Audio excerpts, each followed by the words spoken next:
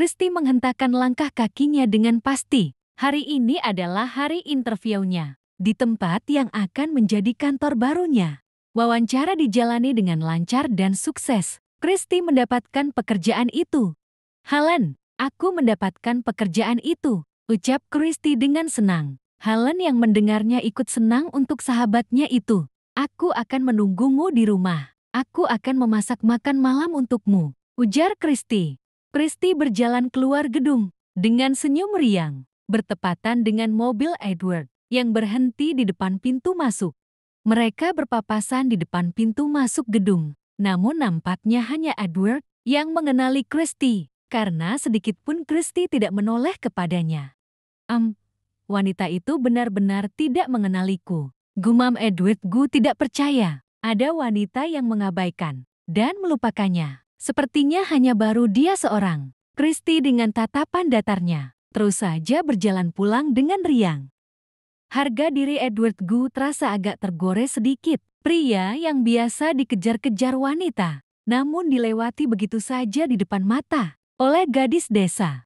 Apakah wanita itu rabun? Ucap Edward Gu sedikit kesal. Christy mampir ke toko serba ada untuk membeli bahan-bahan masakan yang akan dia buat untuk makan malam nanti bersama Helen. Christy hanya akan membuat pasta krim keju, makanan mewah ala anak kos yang paling mudah dibuat. Mereka berdua menikmati makan malam mewah mereka dengan senang dan saling bercanda. Helen, nanti aku akan pindah begitu ku telah menerima gaji pertamaku, ucap Christy. Kenapa kau harus pindah? Tanya Helen.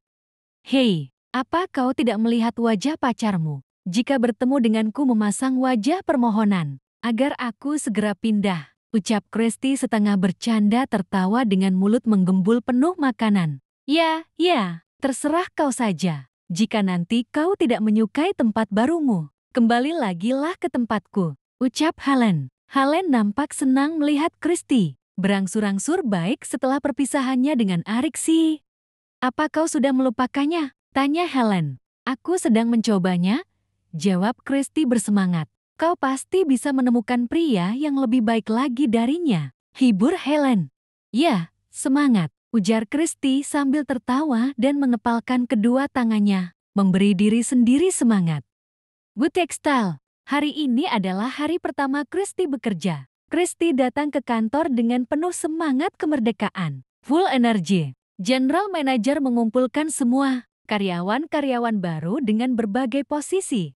Hai, kalian berbarislah yang rapi. Sebentar lagi General Manager dan Presiden Direktur akan datang untuk memberikan briefing, ucap manajer trainee. Sebenarnya untuk briefing karyawan baru, selevel direktur tidaklah perlu hadir. Namun Edward Gu ingin hadir melihat. Semua mendunduk memberi hormat kepada Presiden Direktur dan General Manager. Setelah memberikan sambutan beberapa kata, General Manager tersebut memanggil satu persatu nama karyawan baru untuk penentuan masuk ke dalam kelompok training yang telah dibagi dan ditentukan. Christy mendapatkan bagian training di bagian kesekretariatan, top management leader, yakni posisi sekretaris direktur. Bukankah aku seharusnya di bagian administrasi? Pikir Christy. Selesai briefing, kepala grup asisten membawa Christy ke lantai direktur. Nona Yuri akan membantumu di dalam mempelajari tugas kesekretariatan di Gu Textile ini, jelas kepala asisten tersebut. Halo, aku Christy. Mohon kerjasamanya, ujar Christy memberi salam sapa. Presiden Direktur melewati mereka. Edward menghentikan langkahnya dan memandangi Christy. Sekretaris Presiden Direktur.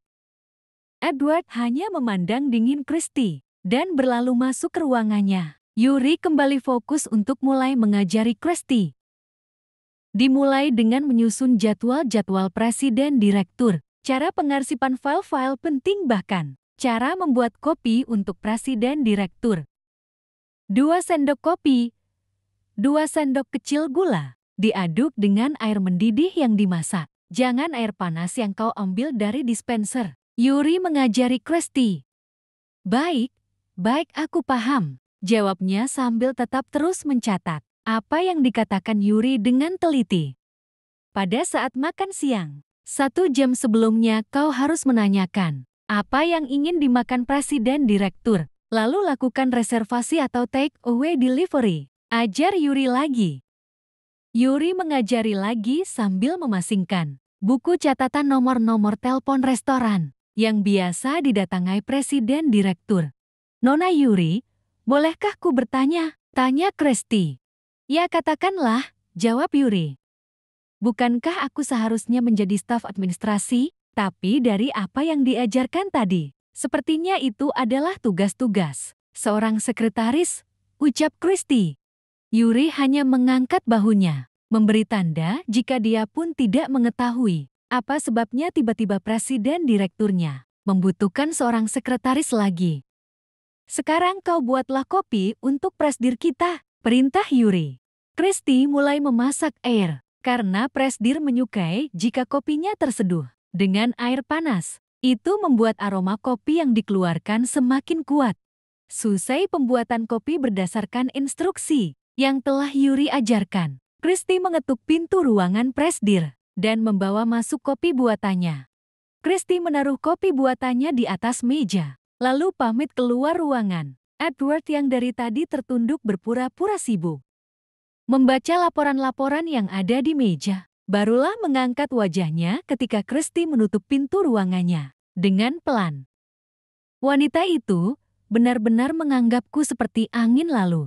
Dia benar-benar tidak mengenaliku, batin Edward bergumam. Tepat jam 11 siang, Kresti masuk ke ruangan presdir dan menanyakan makanan apa yang presdir inginkan. Aku ingin makan mie dingin, ucap Edward kepada Kresti. Baik, jawab Kresti, dan melakukan reservasi di restoran mie dingin langganan presdir. Tak berapa lama telepon direct Kresti berbunyi. Kresti, aku berubah pikiran. Aku ingin makan siang dengan menu steak sapi, ucap Edward. Baik direktur, jawab Kresti. Setelah Kresti membatalkan reservasi di restoran mie dingin dan sudah melakukan reservasi di restoran yang baru, Edward menelpon Kresti kembali. Kresti, aku berubah pikiran lagi. Sepertinya aku ingin makan siangku di kantor saja. Aku ingin makan topoki okasan, ucap Edward. Rambut Karseti sudah berdiri sedari tadi, karena Kresti merasa kesal. Sambil mengacak-ngacak rambutnya sendiri, meladeni kemauan presdirnya yang terus berubah-berubah. Dan sekarang presdirnya ada meminta topoki okasan. Ya Tuhan, kantor ini ada di selatan, sementara makanan yang dia mau ada di utara. Kresti serasa ingin meledakkan presdirnya ini dengan satu tatapan seandainya saja dia bisa melakukannya. Melihat sebentar lagi memasuki jam makan siang, Kresti segera berlari menuju restoran topoki okasan. Setelah mendapatkan seporsi topoki di tangannya, Edward menelpon ponsel Kresti.